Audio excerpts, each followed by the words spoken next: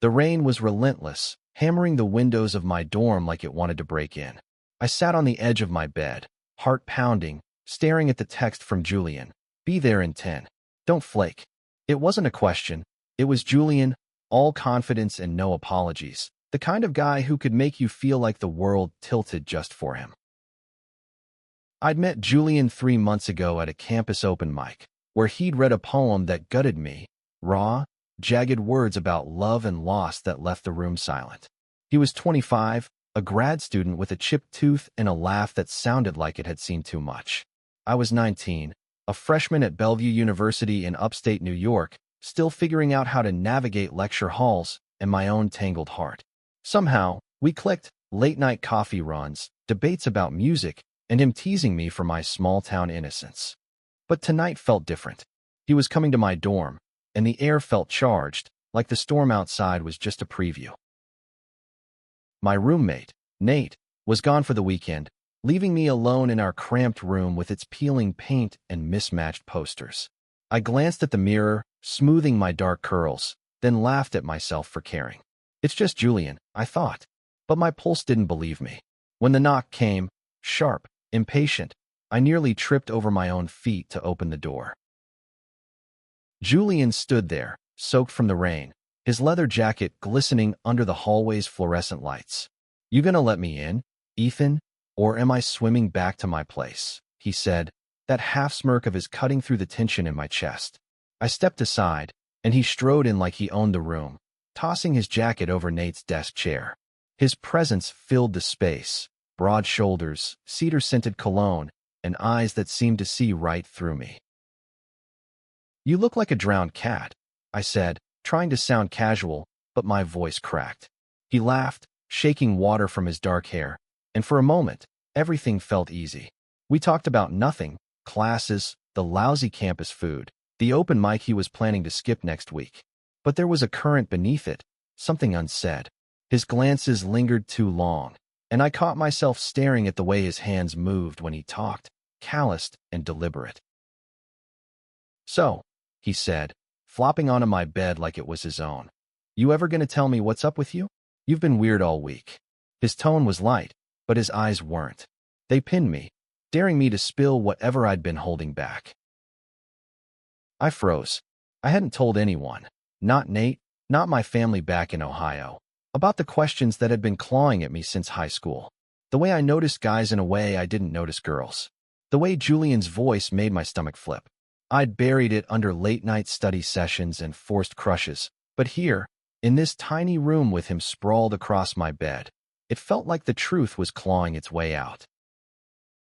I'm fine, I lied, sitting on Nate's bed across from him. Just stressed. Midterms, you know. He raised an eyebrow, unconvinced. Bullshit. You're a terrible liar, Ethan. He sat up, leaning forward, elbows on his knees. Talk to me. What's eating you? My throat tightened. I wanted to tell him about the confusion, the fear, the way I caught myself imagining what it'd be like to lean closer, to cross that line. But the words wouldn't come. Instead, I blurted, why do you even hang out with me? You're you. And I'm just some kid. Julian's face softened, but there was something sharp in his eyes, like he was weighing his next move. You're not just some kid, he said quietly. You're real. Most people around here are playing a part. You don't. My heart slammed against my ribs. The rain outside roared, and the room felt too small, too warm. He was close now, closer than he'd ever been, and I could see the faint scar above his eyebrow, the way his jaw tensed. Julian, I started, but my voice broke. He didn't move, but his gaze held mine, steady and unyielding. What, Ethan? Say it. I couldn't. Not yet. The weight of it was too much, and the silence stretched, heavy with everything I wasn't brave enough to name. The silence hung between us like a held breath, the kind that makes your chest ache. Julian didn't push, but his eyes stayed locked on mine, patient and piercing, like he could wait forever for me to crack. I wanted to run, to laugh it off, to pretend this was just another night of banter and bad coffee, but I couldn't move. I don't know how to say it. I finally mumbled, staring at the floor. My hands twisted in my lap, knuckles white. It's stupid. Nothing you say is stupid, Julian said, his voice low, almost gentle. He slid off the bed and crouched in front of me, forcing me to meet his gaze. Ethan, come on. It's me. My stomach churned. I thought of home, my dad's gruff voice, my mom's church friends. The way different was a dirty word in our small Ohio town. I thought of the nights I'd spent scrolling forums in the dark, reading about people like me, people who loved in ways that didn't fit the script. And here was Julian, real and close, tearing down every wall I'd built to keep those thoughts locked away. I think I swallowed, my mouth dry. I think I might be not straight. The words felt like stones dropping into a still pond, rippling out, impossible to take back. My face burned, and I braced for him to laugh, to leave, to tell me I was wrong. But Julian didn't flinch. He nodded, slow and deliberate, like I'd just told him the sky was blue. Okay, he said. So what's the problem? I blinked, thrown off. What's the problem? Julian, I don't know what to do with this. I've never told anyone. I don't even know what it means for me. He stood, pacing the small room, his boots leaving faint wet marks on the floor. It means you're figuring yourself out. That's not a problem, Ethan. That's just life. His calm rattled me more than judgment would have. I'd expected a storm, not this quiet acceptance. But what if I'm wrong? I said, my voice barely above a whisper. What if I'm just confused? Julian sat beside me now, close enough that our knees brushed. You're not wrong. You're just you. And if it takes time to figure out what that looks like, that's okay. His hand hovered near mine, not touching, but I felt the warmth of it, the pull. You don't have to do it alone, you know. My breath hitched. I wanted to believe him, but fear was a vice around my chest. What if people find out? My family, my friends back home, they'd lose it. And what if? I trailed off, unable to say the rest. What if I'm falling for you? Julian seemed to hear it anyway. His expression shifted, a flicker of something raw and unguarded. People will always have opinions, he said, but you don't owe them your truth. You decide who gets to know you. He paused, then added, softer. And for what it's worth, I'm glad you told me. The room felt smaller, the air thicker. I could hear my own heartbeat, loud against the fading rain outside. Why? I asked, my voice trembling. Why does it matter to you? He looked at me, and for the first time, I saw a crack in his usual confidence, a vulnerability that mirrored my own. Because I've been where you are, he said. Scared, unsure, thinking the world would end if I admitted who I was. He leaned closer, his voice dropping. I'm by, Ethan. Took me years to say it out loud. And I'm still here. The confession hit me like a wave. Julian, bold, untouchable Julian, had been scared too? It made him feel more human, more reachable. I wanted to ask 1,000 questions, but all I could manage was, how did you know? For sure. He smiled, a small, wistful thing. You just feel it, in the way your heart moves. Like how I felt when I met you. His words hung there, heavy and electric, and my world tilted again. His words echoed in my head, like how I felt when I met you. I couldn't breathe, couldn't think past the way Julian's eyes held mine, steady but searching. The dorm room, with its flickering overhead light and the distant hum of campus life, felt like a bubble sealing us off from the world. What do you mean? I asked, my voice barely audible. I was terrified of the answer, terrified of what it might mean for us, for me.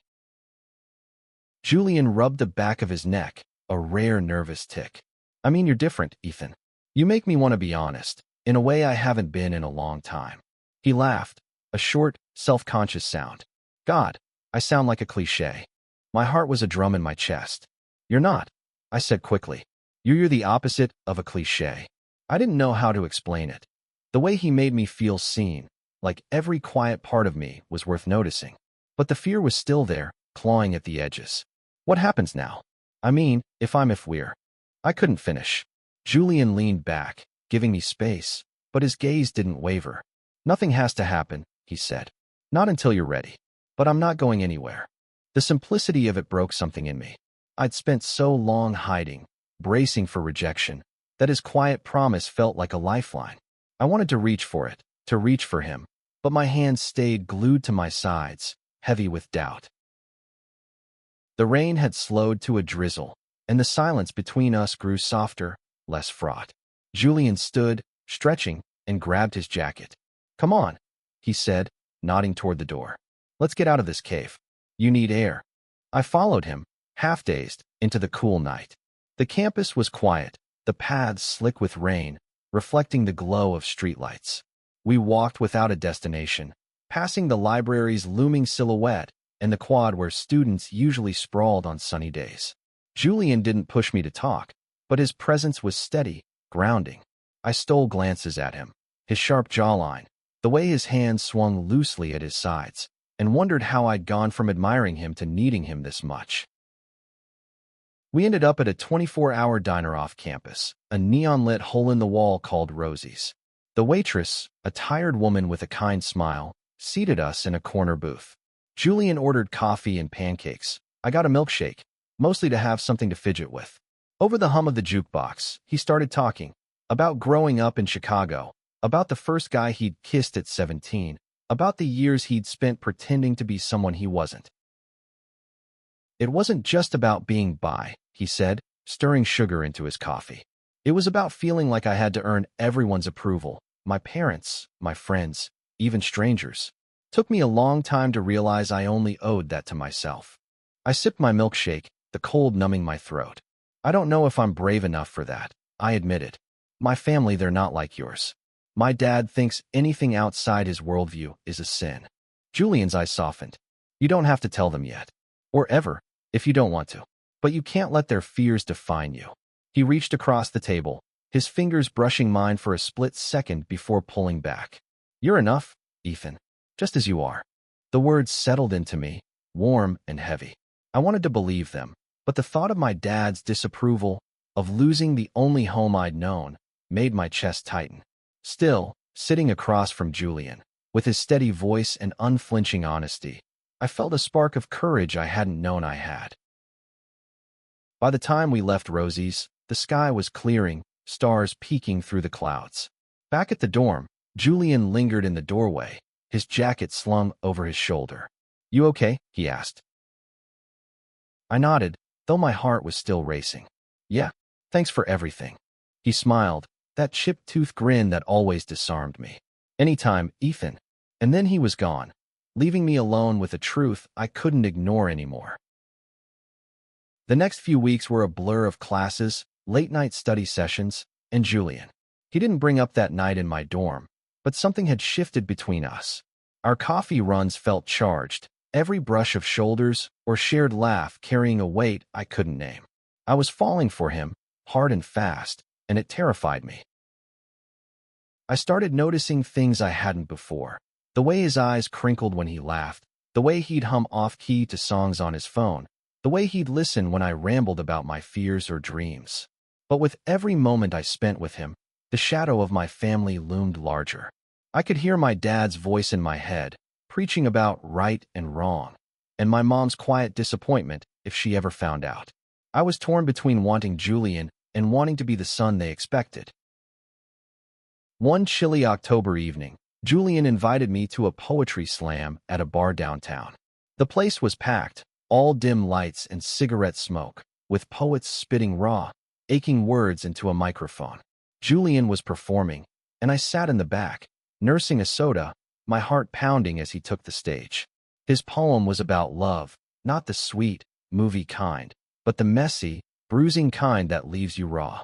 When he spoke, his eyes found mine in the crowd, and I swear the room disappeared. After, we spilled onto the street, the night sharp with autumn air. You were incredible, I said, my voice shaky. That poem, it felt personal. He shrugged, but his smile was tight. It was. Wrote it after that night in your dorm. He stopped walking, turning to face me under a flickering streetlight. Ethan, I meant what I said. You make me want to be honest. But I need to know where you're at. My throat closed up. I wanted to tell him everything. How I dreamed about him. How he made me feel brave and terrified all at once. But the words stuck. I don't know, I said, hating how small I sounded. I want this. Us. But I'm scared. Julian stepped closer, his breath visible in the cold. I'm scared too, he admitted. I've been hurt before, Ethan. People who say they're in, then bail when it gets real. I don't want that with you. His vulnerability hit me like a punch. I reached for his hand, tentative, and when his fingers closed around mine, it felt like the world steadied. I'm not bailing, I said, my voice stronger now. I just need time. He nodded, his thumb brushing over my knuckles. Take all the time you need. I'm here. We walked back to campus hand in hand, the silence between us warm and alive. For the first time, I let myself imagine a future where I could be me, fully, unapologetically me, with Julian by my side. But that hope was fragile, and the next day, it cracked. Nate, my roommate, had seen us at the bar. He cornered me in our dorm, his face a mix of confusion and anger. Dude, what's going on with you and that guy? People are talking, Ethan. You know how this looks, right? My stomach dropped. It's not your business. I snapped, but my hands were shaking. Nate was my friend, but he was also from a town like mine, where rumors could ruin you. If he was reacting like this, what would my family do? It is my business if I'm rooming with you, he said. I'm not judging, but you need to be careful. People aren't as open-minded as you think. I wanted to tell him he was wrong, that Julian was worth any risk, but doubt crept in. That night, I lay awake, torn between the life I was starting to want and the one I'd been taught to live. Julian's words echoed in my mind. You're enough. But was I? Nate's words stuck with me, a splinter I couldn't pull out. I started avoiding Julian, not because I wanted to, but because every time I saw him, I saw the life I might lose. Family dinners, my mom's proud smile, my dad's grudging respect, all of it felt like it was slipping away. I told myself I was protecting myself, but it felt like betrayal. Julian noticed. Of course he did. A week after the poetry slam, he showed up at my dorm unannounced, his face tight with frustration. You ghosting me, Ethan? He asked, leaning against the doorframe. If you're done, just say it. I'm not done, I said too quickly. My room felt claustrophobic, Nate's absence leaving too much space for this conversation. I'm just dealing with stuff. Julian stepped inside, closing the door behind him. Stuff like what? Talk to me. His voice was firm, but there was a plea in it, a crack that made my chest ache. I told him about Nate, about the rumors, about the fear that was eating me alive. I don't know how to do this, I admitted. I don't know how to be me. Not when it could cost me everything. Julian's jaw tightened, but his eyes were soft. It won't cost you everything, he said. It might cost you some people, some places, but you'll find new ones. Better ones. He sat on my bed, pulling me down beside him. You're not alone in this, Ethan. You've got me. His words were a balm, but they didn't erase the fear. Still, sitting there, his shoulder warm against mine, I felt a flicker of strength. What if I mess this up? I asked. What if I'm not ready for us? He turned, his face inches from mine. Then we figure it out together. No pressure, no rush. Just us. And then, before I could overthink it, he leaned in and kissed me. It was soft at first, tentative, like he was giving me a chance to pull away. But I didn't. I kissed him back, my hands finding his face, his hair, the world narrowing to the warmth of his lips, and the way my heart felt like it might burst. When we pulled apart, I was trembling, but not from fear. For the first time, I felt free. That kiss changed everything.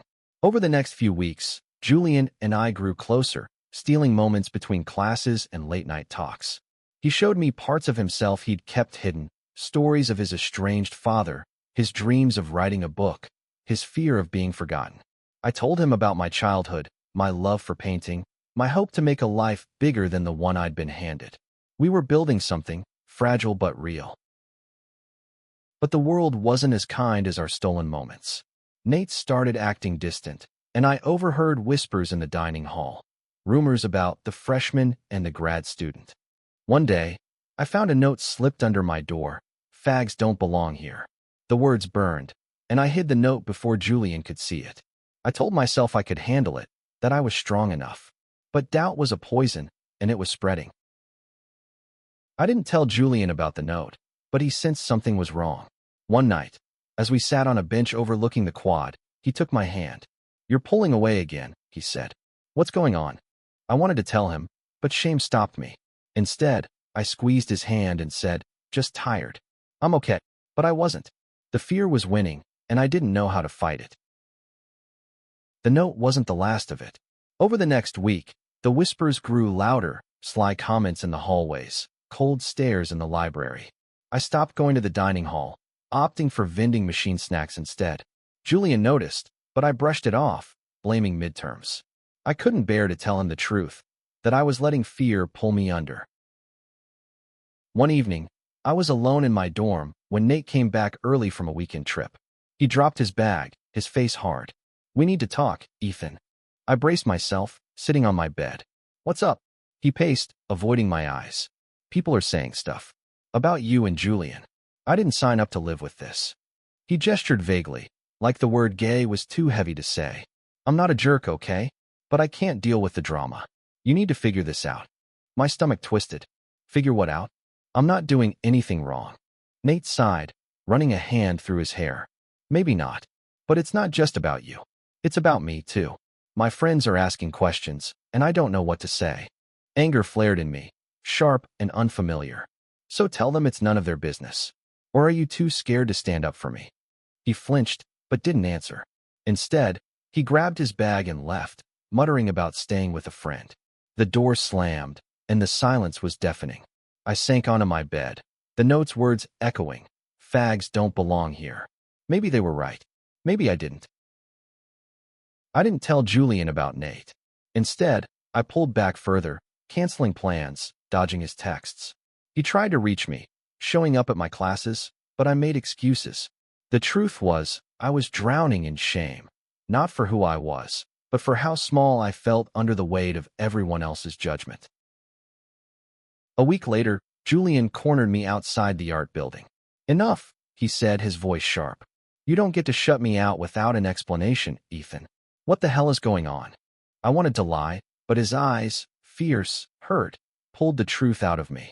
I told him about the note, about Nate, about the whispers that followed me like shadows. I thought I could handle it. I said, my voice breaking. "But I can't. I'm not strong enough." Julian's face hardened, but not at me. "You are strong enough," he said. "You're just letting them win." He stepped closer, his hands on my shoulders. "You don't have to fight this alone. Let me help." I shook my head, tears stinging my eyes. "You can't fix this, Julian. It's not just about us. It's my family, my future, everything." He didn't let go. "Your future isn't them. It's you. And if you want me in it, I'm here. But you have to choose." His words cut deep, forcing me to face the truth. I was at a crossroads. I could hide, keep pretending to be the Ethan everyone expected, or I could fight for the life I wanted, a life with Julian, with myself. But choosing meant risking everything. That night, I sat alone in my dorm, staring at a blank canvas I'd set up for a painting class. I picked up a brush, dipped it in red, and started painting, not a picture, but a feeling. Anger, fear, love, hope. It poured out in jagged strokes. When I stepped back, it was messy, raw, but it was me. For the first time, I saw myself clearly.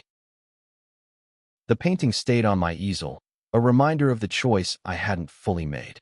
I couldn't keep running from Julian, from myself, but stepping forward felt like walking off a cliff.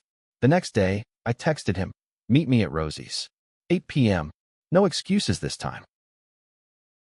The diner was quieter than usual, the jukebox humming a soft tune. Julian was already there, in our usual booth, his leather jacket slung over the back. He looked up when I walked in, his face a mix of hope and caution. I slid into the seat across from him, my hands trembling. "I'm sorry," I said before he could speak, "for shutting you out. I was scared, and I didn't know how to handle it." Julian leaned forward, his eyes searching mine. "You don't have to apologize. Just tell me what you want, Ethan. No bullshit." I took a deep breath, the words I'd rehearsed 100 times spilling out. "I want you. I want us. But I'm still figuring out how to be okay with that. With who I am." My voice cracked, but I kept going. "I don't want to hide anymore. Not from you. Not from anyone." His face softened, a slow smile breaking through. "That's all I needed to hear," he said. He reached across the table, his hand covering mine, steady and warm. "We'll figure it out together, okay?" I nodded, tears prickling my eyes. For the first time, I believed it. Not that it would be easy. Nate, the rumors, my family were still there, waiting to test me, but that I could face them with Julian by my side. Over the next few months, we built something real. We went to poetry slams, held hands in public, laughed through late-night study sessions. I told Nate I was queer, bracing for the worst, but he surprised me. I was a jerk, he said. I'm trying to get it. Just give me time. It wasn't perfect, but it was a start. The hardest part was calling home.